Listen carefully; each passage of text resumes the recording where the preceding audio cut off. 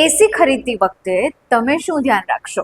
જી હા, હું આયુષી વાત કરી રહી છું. ઉનાળાના ધોમધખતા તાપની પડતી ગરમીમાં દરેકને એસી હવે આવશ્યક થઈ ગયું છે. એટલું જરૂરી થઈ ગયું છે કે એસી વગર જરાય ચાલે એમ નથી. ત્યારે 3 સ્ટાર લેવું કે 5 સ્ટાર, એનું કન્ફ્યુઝન મેઇન હોય છે. તો ચલો આપણે જાણીએ કે 5 સ્ટાર એસી અને 3 સ્ટાર એસીમાં ફેર શું હોય છે. જી હા, 5 સ્ટાર એસી કે પછી 3 સ્ટાર એસી તમે લેશો, જો સપોઝ કે 3 સ્ટાર એસી લીધું, એ 6 કલાક ચાલે છે રોજના, તો 1.1 યુનિટ વીજળી વાપરે છે દર કલાકે. એટલે સરેરાશ 6 કલાકને જો ગણતરીમાં લઈએ તો 6.6 યુનિટ થાય.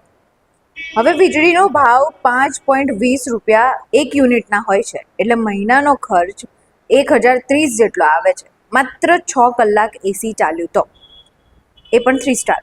અને 5 સ્ટાર એસી જો 0.9 યુનિટ વીજળી વાપરે છે અને 6 કલાક ચાલે છે, તો એનો વપરાશ 5.4 યુનિટ થાય છે. આ મહિનામાં 30 દિવસોમાં કુલ 162 યુનિટ વીજળી વાપરે છે, જેનો ખર્ચ 842 રૂપિયા આવે છે.